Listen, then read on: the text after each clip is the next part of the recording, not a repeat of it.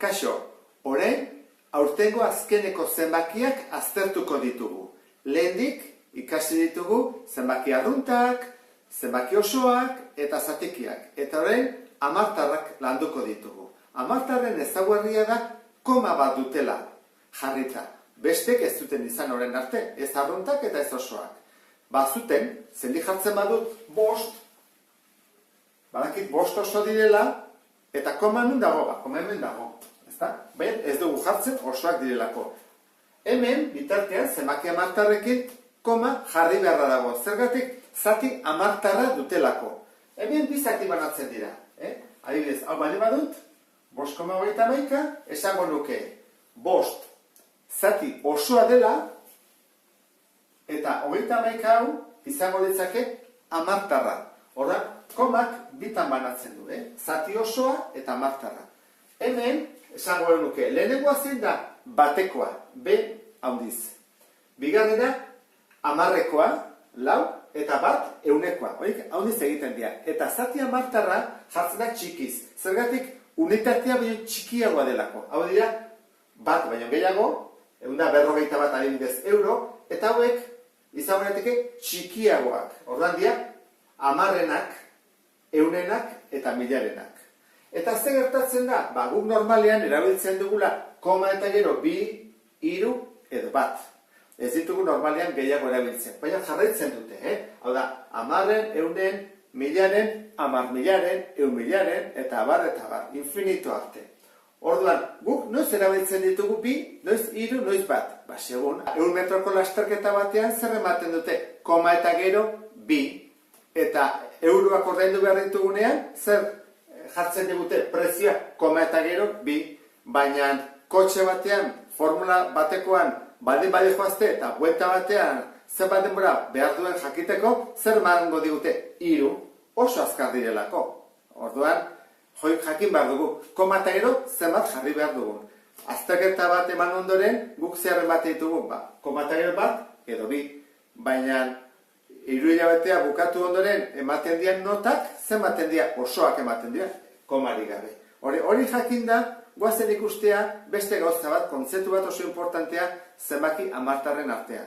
Eta ze gertatzen da, bi zenbakien artean, beti daudela, eta asko esan dugu, infinito zenbaki. Tartean. Orduan, hori nola jakin dezakegu? Hortarako egiten duguna da, bi kasuetan jarri hamartar kopuru berdina. Honezen baditu, hiru. Honezen baditu, bi. Jarreko diegu bilei, hiru. Orduan ditugu, 141,berrehundaberrogeita milaren, eta hemen 141 milaren. Tartean badago zenbakirik, oraindik ez. Zeingo dugu, 0 bat gehiago jarri. Oan ditugu 10 milarenak. Badaude tartean zenbakiak, orain bai, zenbakiak hasi dira gertzen. Eta jarrizkero 0 gehiago goliateke. Adibidez, tartean baten bat. Nahiko desan ez da, 141,2000 bosteunda, zein? Adibidez, jargo 6. Hau, tartean dago, zenbaki bat dago. Zenbaki bat da. Eta horrela ere bai, 141,2000 bosteunda, zortzi ere bai, tartean dago beste bada. Eta horrela, aurkitu daitezke, nahi ditugun guztiak tartean daudenak. Gero bestetik, ulertzeko. Ni bali badut, 2,5. Bost hau zer dira? Bost dira, hamarrenak.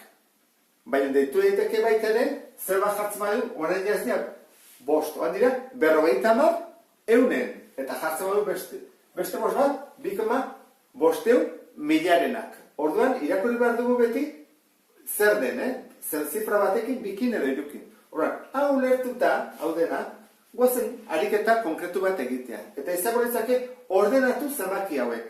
Eta esan behar dute, haunditik txikira edo txikitik haundira. Kaso honetan nengo dugu, txikitik haundira. Eta lehenengo gauza ikusi behar duguna da, zerti osoa.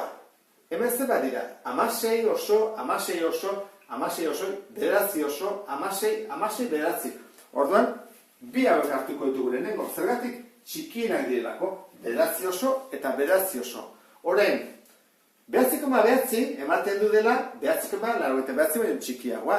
Baina, konparatzeko beti jarri behar diegu koma eta gero zifra kopuru berdina. Orduan, honek erantzi behar diot 0 bat. Bi izateko, ez da? Koma eta gero bi. Ze honek bi ditu. Bueno, orain bai, zen da denetan txikiena? Orain argitzen da, ez da? Hau txikiagoa da. 89 bakarrik direlako. Eta hemen, 90. Goian ematen zuen hau zela txikiagoa. Hau da txikiagoa. Orduan, denetan txikiena hau izango da. 9,89, handiagoa da 9,9. Oan guazen ikustea besteak. Hemen ditugu, 1, 2, 3, 4, 5. Koma eta gero zenbat amartar ditu? 2. Eunenak daude. Hemen, milarenak. Eunenak, amarrenak, milarenak. Deni jarri behar diegu orduan, koma eta gero, 3. Orduan, honi jarriko diot 0 bat gehiago. Honek ez du behar, honek badu. Baditu 3ak, honei falta zaio 0 batean estean.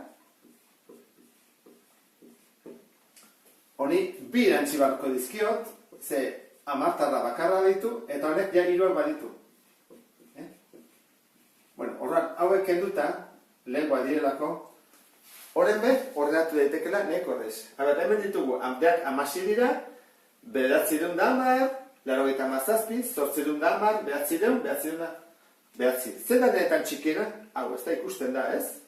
97 bakarri direlako milarena. Horan, 16,97. Urrengoa, pentseutau, urrengoa zein da? Hemen, 900, 800, 900, hau izan bentzake. 16,91. Kentzendutau, urrengoa zein da? 900 damar, 900, hau da urrengoa. 16,9. Oan, bi hauetan, hau ez da? Oda, 900 da, horran, 16,9, eta denetan handiena, 16,91.